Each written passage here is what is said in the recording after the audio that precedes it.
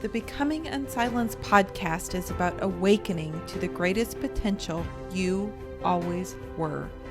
Listen to teachings, interviews, and inspiring stories of others who have challenged the accepted, expanded possibility, and merged modern day life with ancient wisdom to discover their greatest potential. When you become fearless, you become limitless. Now be inspired by today's episode.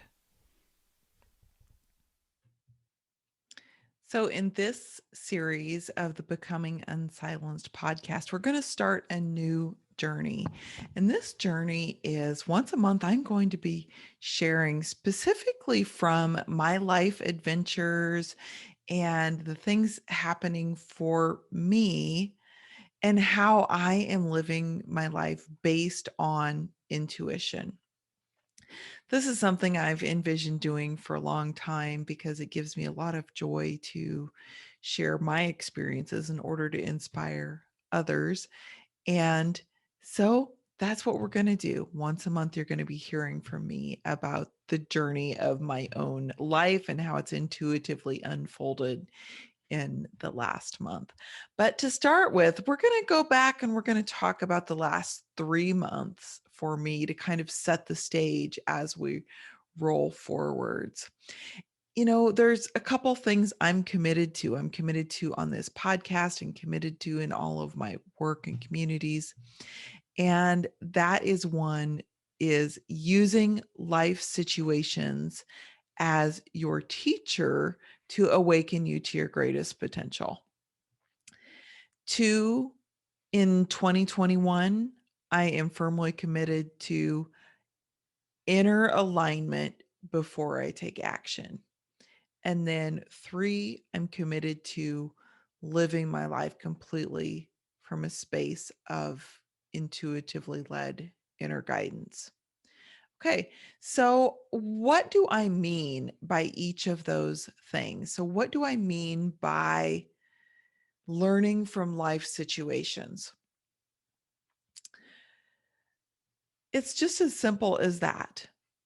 The situations that we encounter in life that either make us uncomfortable or make us joyful or make us wish we had something different, those are the situations that are here to act as a learning and a guidance system for us. But all too many times, we are all too focused on trying to get rid of an uncomfortable life situation and we miss the lesson in it. And when that happens, when we're too focused on getting rid of a situation and not gaining the lesson from it, we are guaranteed that that situation is going to repeat itself in some way, shape, or form until we actually learn the lesson. Or we never learn the lesson and we just give in to living kind of a miserable, repeating life. Okay. So, real life examples of this are the nasty coworker that shows up in every work environment that you're in, or the boss who consistently overlooks you and your talents and skills, or the personality that kind of hooks you but keeps showing up in your dating life. Or maybe you've been in a relationship, a marriage or a relationship that's not been successful for whatever reason, and you've left that and you've gone on only to find another relationship that has very similar characteristics. That's what I mean by life situations. And we can either look at the life situations that are happening for us as opportunities to learn about ourselves, get the lesson so that we don't ever have to see those again, or we can get angry about them, we can reject them, we can complain about them, we can complain about our work environment, complain about the broken systems, and put it out on everyone else instead of taking ownership. Okay. What is alignment before action? Well, alignment before action to me means that my inner wisdom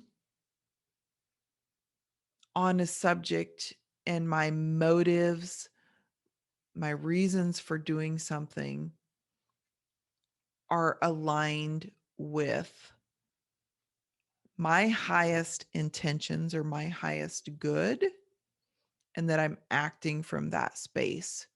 And if I'm not certain that an action or a decision is in alignment with my highest good, so maybe I'm feeling more like a decision is coming from a motive of fear or of panic or of insecurity, that any time I would sense one of those lower emotions, I'm going to delay taking action until I get to a space of knowing the action that I'm taking is from alignment out of my highest good and highest potential. That has some things to do with how our brain works. We have the lower functioning states of our brain, where if we're in a triggered mode of fight or flight, insecurity, those are all acting from the lower, actually the lower sections of our brain. And when we're in those lower sections of our brain, we literally cannot access the highest, most resourceful parts of our brain for decision making, creative thinking, and action. So it's truly important to do this. If any of you are Bachelor Nation fans and you've watched the recent season of The Bachelor, if you would have seen, now I'm my memory with names of is not good. So whatever the most current Bachelor was in season spring of 2021, um, you could see this happening for him, where throughout a lot of the season he was acting in this confident space from this higher space of alignment. And then in the episode where his mom and his brother came to meet the two women that were his choices, mom said something that triggered fear and panic in him. And mom said, well, emotions of love come and go, and they don't really last. And that triggered in him this great fear that he was going to repeat the situations that his parents had split and divorced, and he all of a sudden shifted to acting from this lower space of his thinking from his brain. He actually shifted into a really significant protective, defensive stage. You could see it in his eyes, you could see it in his behavior, you could hear it in his language. And all of a sudden, he began acting from this space of fear. So, if you want a good example of that, go check out Bachelor season 2021. And okay, and so then the last thing I want to say is living from a space of inner guidance. I truly believe that our intuition, whether you sense that in your heart, your gut, that this is what I call IMS, or eyes of my soul, where it's that true seat of our authentic self that is able to kind of see the path up ahead in a way much different than our physical eyes can see. And when we live from that space of inner guidance, we're going to be able to make much more authentic decisions that work out in our best interest, even if they don't make sense to the rational or logical mind.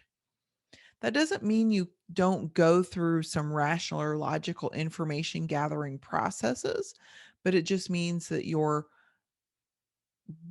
ultimate decisions all and actions always come from that space of inner guidance. Okay.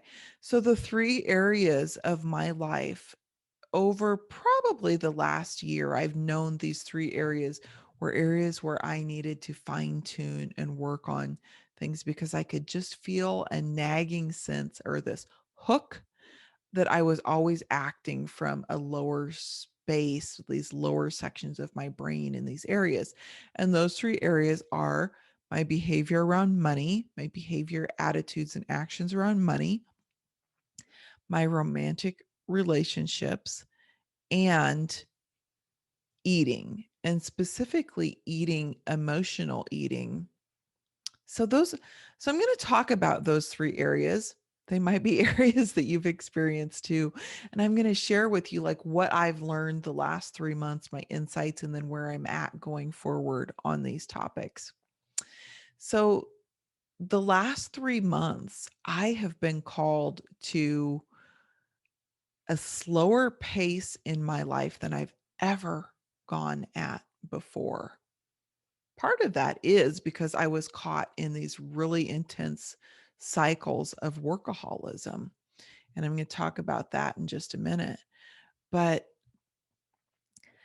I've been was kind of brought into this space the end of November, beginning of December, of this space to slow down. And I had a really super wise coach that shared with me this idea that sometimes we really need to slow down to speed up. And if you bring this analogy to a car, if you're driving a car, you're speeding down the road at 80 miles an hour, and there's a sharp curve coming up ahead, you don't know what's beyond that curve. You best be slowing down, backing off. In fact, if you've driven on the hairpin turns in the mountains, which can be really intense, sometimes you have to slow down almost to a crawl to get around that turn. And here's the thing, when you're going 80 miles an hour, there's a lot of things blurred out. You're not picking up the details. You're not seeing the details of the landscape flying by or the cars going by you. But when you slow down, all of a sudden you can see things that you couldn't see before. And that's exactly what my last 3 months has been. It's been a cool, super space where I wasn't necessarily panicked about this slowdown in a way that I would have been before, but it's been a really a journey into introspection and being able to see some deeper patterns underneath this money, the romantic relationships, and the eating. So I began to see some patterns, some roots from this slower space that I couldn't see when I was, this whole rest of my life when I was going 90 miles an hour, chasing from thing to thing to thing to thing. I couldn't see some of these really um, deep foundational things that I've been called to see the last 3 months. So, what are the real life situations that I have been facing during these 3 months of this slowing down that have helped bring some awareness and insights? Well, one of the things is that slowdown allowed me to, in January, be present for my family in a way that I never could have otherwise while my father's health significantly declined and then he passed away in January. So that was one really key thing that unfolded for me in this 3-month time period. The next thing that was unfolding for me was I have maintained a private Facebook community that specifically was focused for women who were coming out of emotionally and verbally abusive relationships. And that community over the last year has grown rapidly.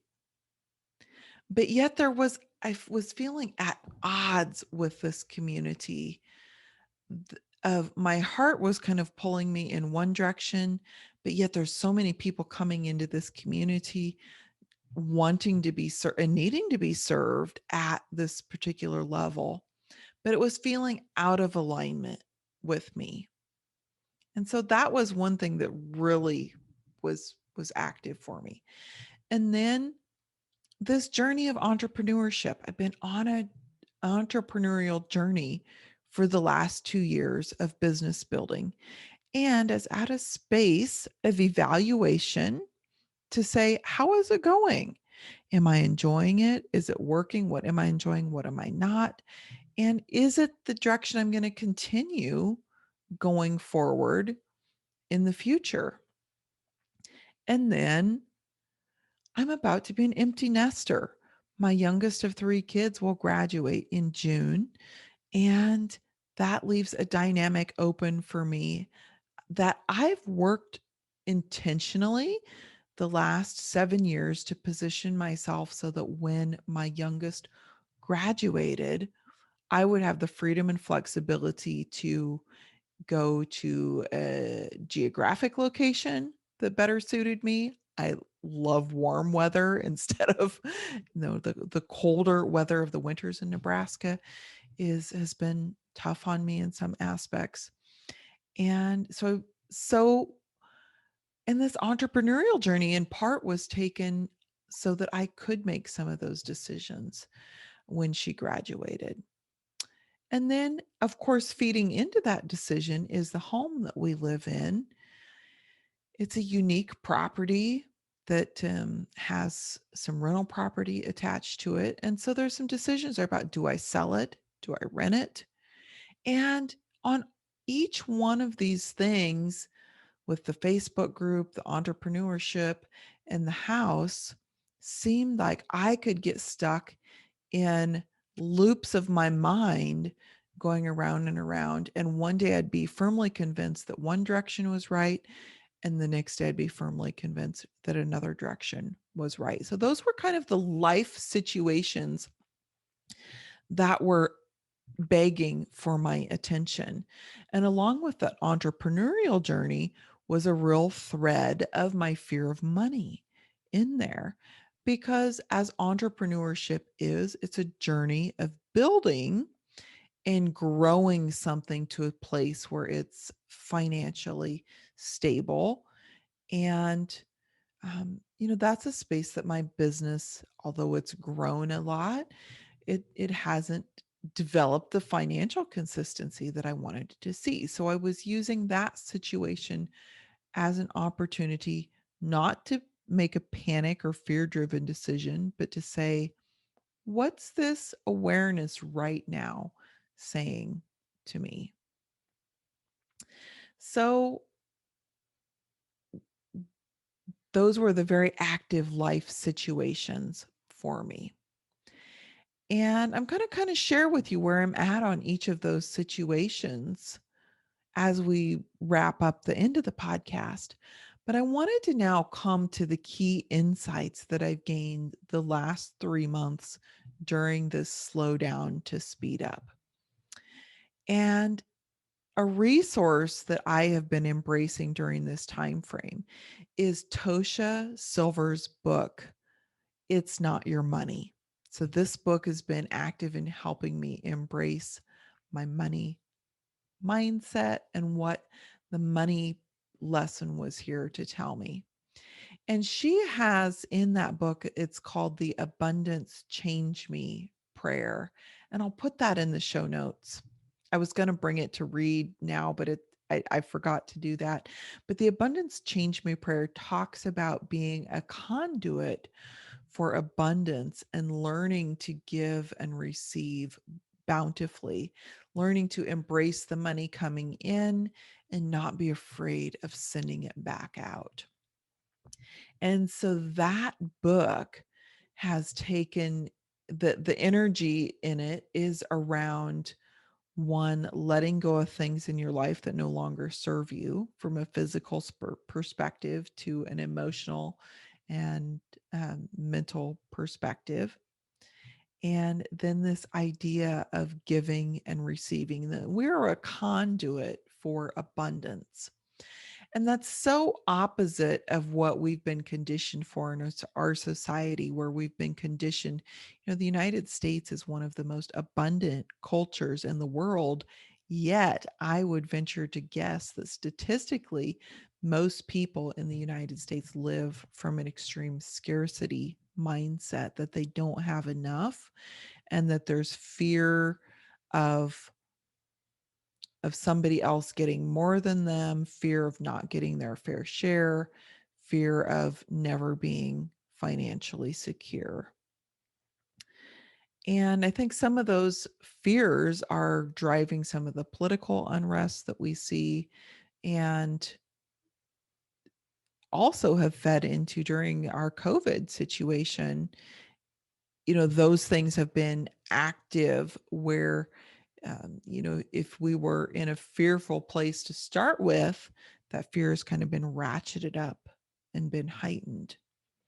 So I've seen some cool examples of money coming to me and then being able to stand in a space of not making decisions based on money, fear, insecurity, or lack. Not making money by the decisions based on the balance of my bank account. Now, I'll tell you though, the balance of your bank account is not really a good indicator of how you're feeling about money, because I've been in my life where I've been literally broke and bankrupt, and it's what's triggered some really deep fear and insecurity for me around money. And I've been in a space where I've been in a thriving, abundant, in a job that paid me abundantly, and um, with plenty of money in my bank account. But so it doesn't matter the balance of your bank account if the energy that you're making decisions with is still fear, insecurity, and lack. So one of my mantras or mottos this last 6 months for sure has been, I no longer make decisions based on the balance of my bank account, but I'm making decisions based on this intuitive, wise inner knowing of my soul. So that led us to put new carpet in our house in a time that financially probably didn't really make sense.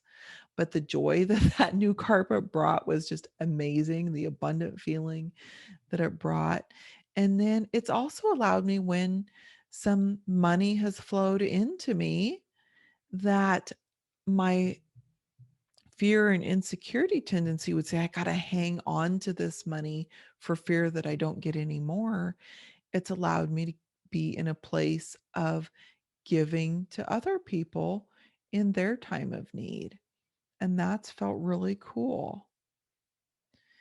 And so standing in that energy of not making decisions based on that. And that was also, so when it comes to these things kind of active in my life, were around the entrepreneurial journey and the house, where I would have previously made decisions based on, the business related decisions, saying, well, if it's not generating the right amount of income, then I must have done something wrong.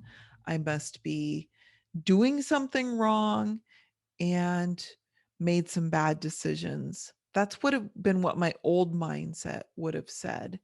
And then around the house, whether to keep it or sell it, I would have been trying to make a decision that would have protected me the most financially, or kind of um, been the most, um, I don't want to say the most secure thing, because usually the decision that we made based out of fear is actually the decision that shortchanges us.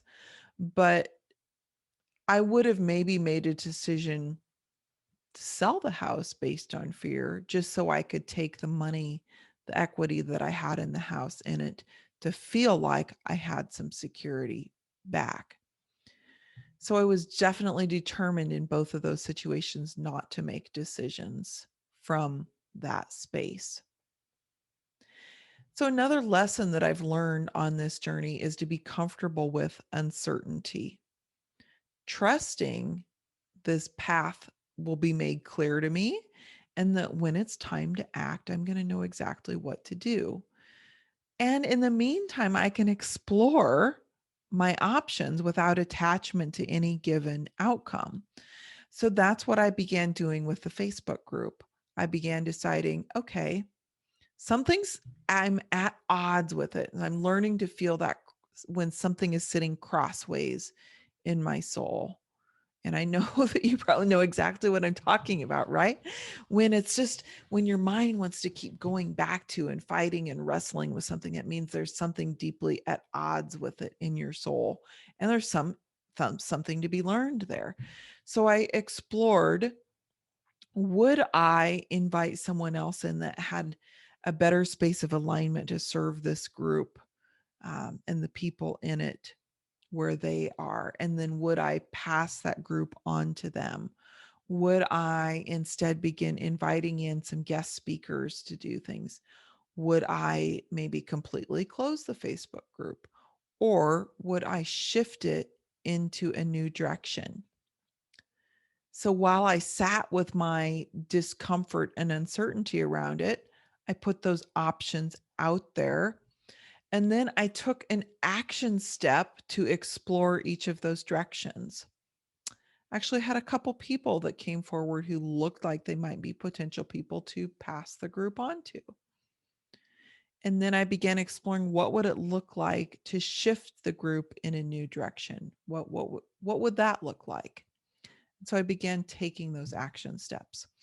And then I did the same thing with the entrepreneurial journey of my business. I began to say, well, what would it look like to continue on the same path that I'm on, doing that?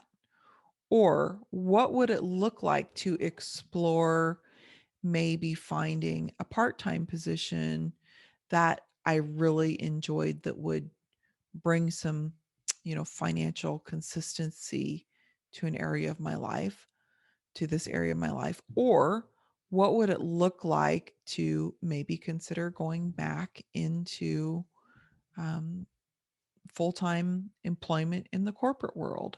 And, that led me then, I'm not attached to any decision.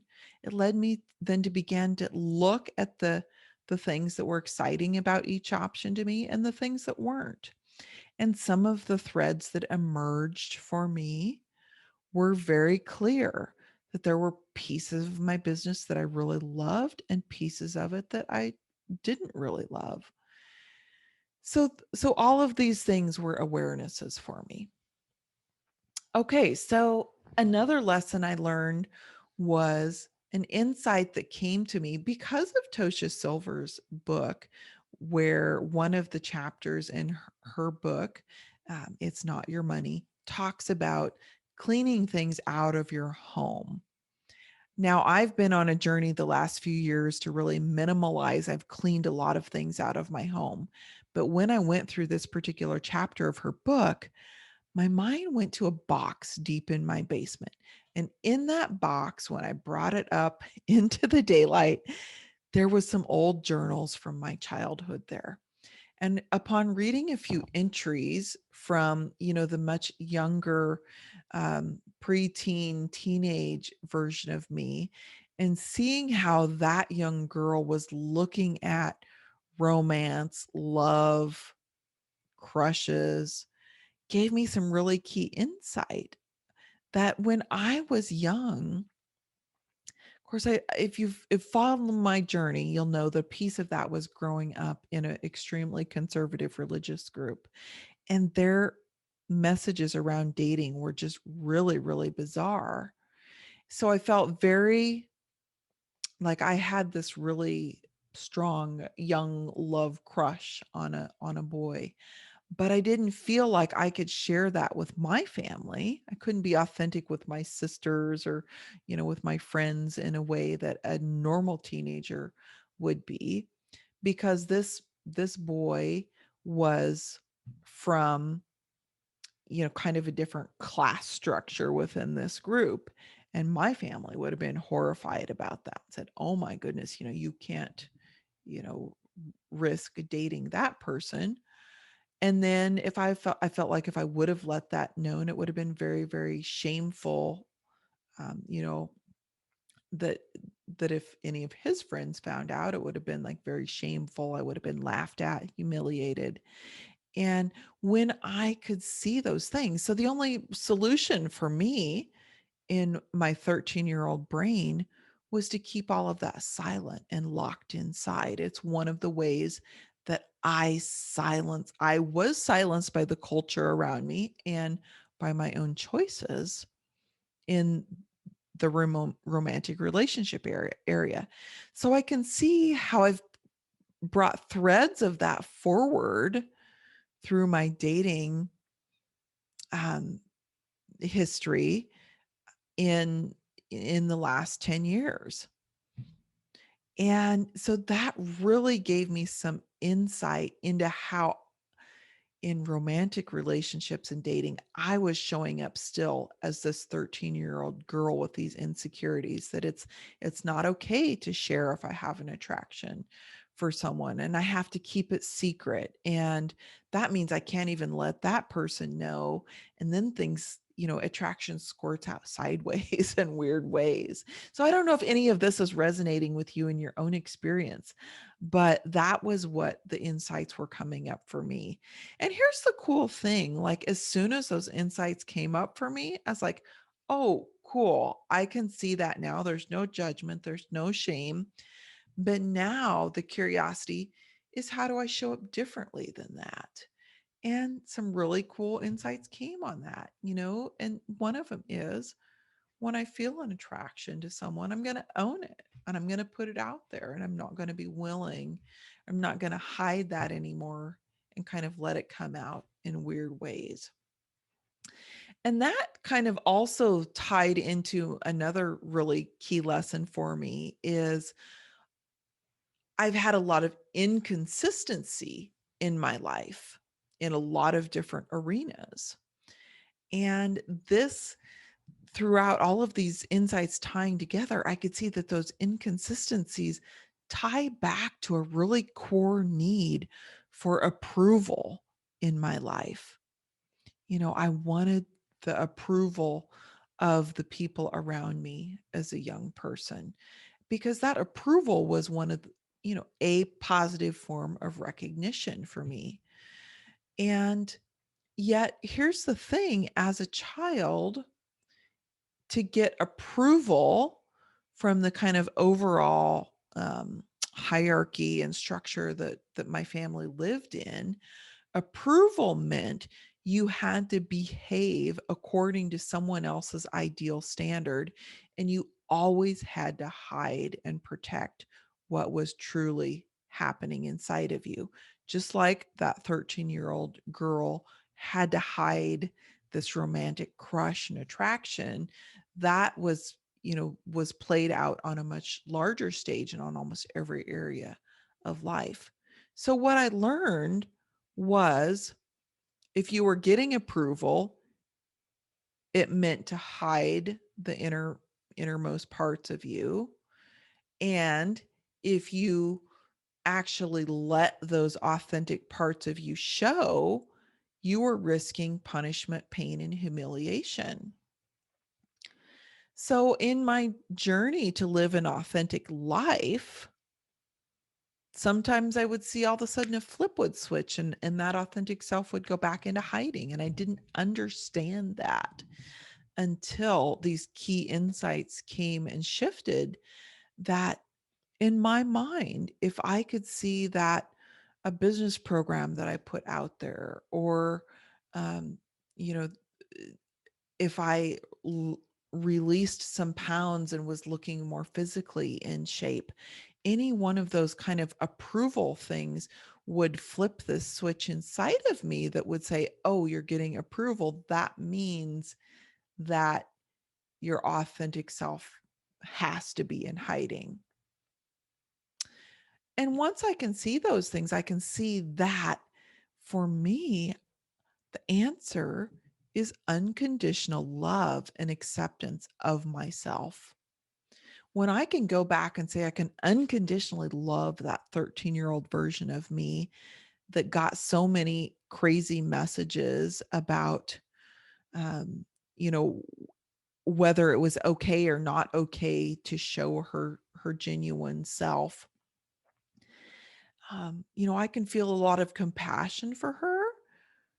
I can now bring her forward and say, you know what? It's okay.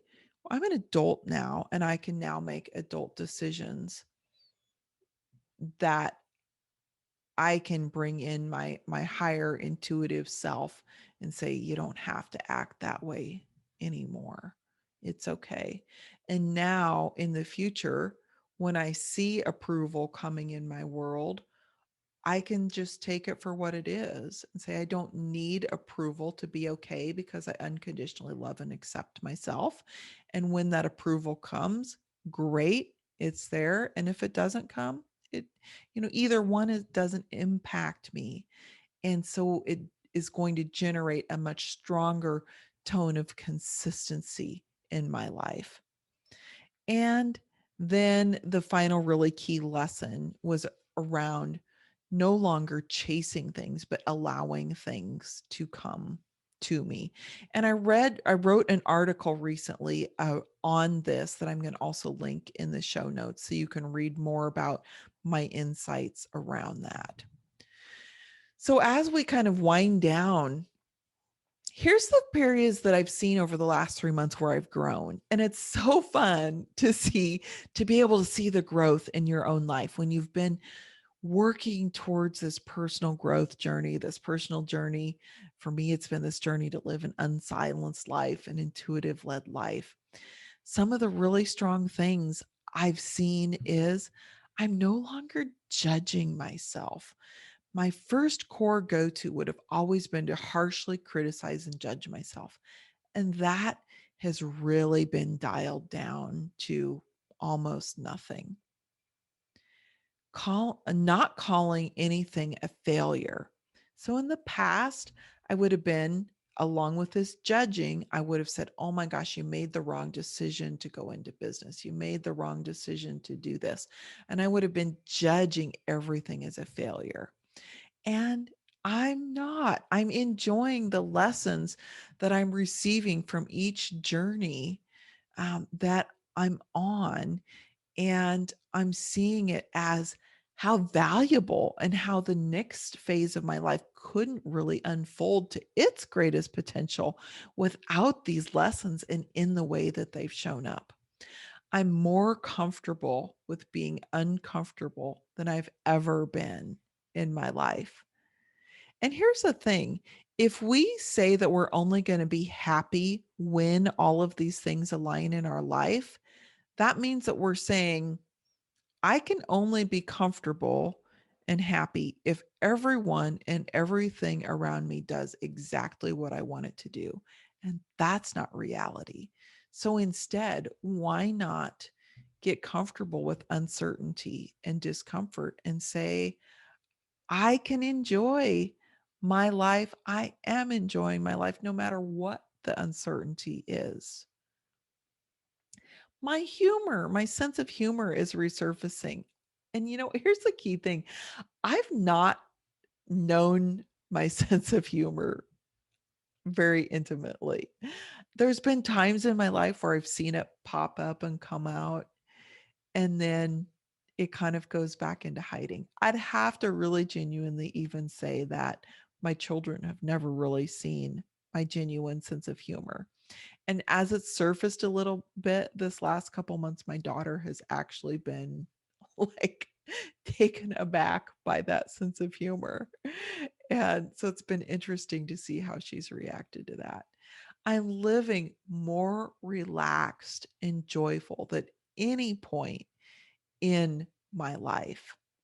And here's the thing, relaxing has been a key theme that's helped me to have these insights because when we're straining, when we're intensely like straining and striving to protect ourselves or to um, guard ourselves from uncertainty, that's a fear-based response even of itself. So part of what I've been doing the last couple months is just watching my own body tense up. And every time I saw it tense up, just relaxing it to the point and then relaxing a little bit more. So those are some cool things that have helped me judge and chart my levels of growth. And then key resources that I've used the last couple months to aid me on this is one, intuitive journaling. I will forever and always say that intuitive journaling is one of the greatest resources you can use, a skill you can develop to um, grow your life. And maybe we'll do an episode in the future just only on intuitive journaling. Meditation and mindfulness is really key into feeding into that relaxation and that relaxed state of mind. And it's what actually allows your brain waves to pop up into the higher, more resourceful cognitive functions of your brain so that you can have these insights. And this is the cool thing. Like, I feel like I've had more clicking and shifting insights and awarenesses in the last 6 weeks than I have probably the entire rest of my life. And it's cool because that means I'm relaxed to a point where all of these things can like click together without a lot of resistance, mental resistance and emotional resistance on my part. And it's taken some work to get to that point. Awareness is a really key tool. Watching yourself, becoming the observer of your life. And it's only when you can step back and watch that you can begin to see these patterns that surface on a greater level. Tosha Silver's book. Oh my gosh, get Tosha's work. She is one of the most inspired authors and writers that I've read. And of course, Michael Singer. He had an 8-week class or an 8-session class that I've done the last months that has facilitated some of my insights. Of course, Eckhart Tolle, he's always stands as a wise individual in this. And then another resource that hopefully I'll feature in another upcoming podcast episode is the emotional freedom technique called tapping. So when we're really looking to release old patterns and trauma, we really need a coach, a guide, and some tools to help us do this. EMDR is one. The tool that I use in my coaching is NLP, neuro linguistic programming, that accesses the subconscious mind. And then emotional freedom technique tapping is another one. It's where you tap on 9 different points on your body that literally and actually brings forward and releases stuck and trapped emotions. These are things, this is a tool and technique that is best used in conjunction with someone else helping you to access these areas. So EMDR, the NLP that I do, that's all work in the subconscious arena of your mind that you need someone else to help you do. Okay. Okay, so where am I at on these key things these key life situations? Yeah, and so this is going to kind of set the baseline for when we come back for our next conversation a month from now. So where am I at? Well, with the Facebook group, I explored these options of gifting it to someone else to let them lead it. I found someone I really wanted to felt good about bringing in to do that. And then when I made the final offer, they said, nope, we don't feel aligned with it. And that, bam, that to me was the signal that said, okay, now you know what to do. You know, it's time to step up, own. This group reflects who you were 6 years ago when you created it, and now you're going to shift in a new direction. So if you're listening to this and you're not part of my Facebook group community, I invite you to come to it. I'll also put the link in the notes below that, because it's where I'm going to be sharing more of my journey in like moment to moment. Like if there's some situation that comes up right now, I might be hopping on live to share about that. Okay, so that's where I'm at on the Facebook group. It's shifted in a new direction already. entrepreneurship. Well, there's some things that I really absolutely love on my entrepreneurial journey. I love doing this podcast. I love the intuitively inspired articles that I'm writing, which I'm going to create into a book. And I love um, teaching the lessons I've learned, doing that in a group format and individual one-on-one coaching. So I'm going to retain that those threads I will consistently retain and move forward with.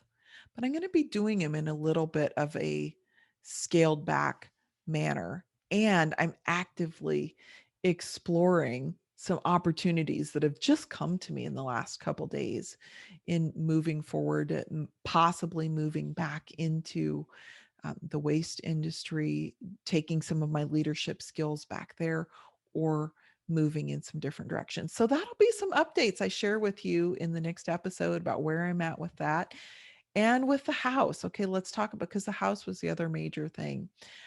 I took some action steps there. I contacted some realtors to explore what's the sales market like. What would it look like? Could I get what price could I get out of it?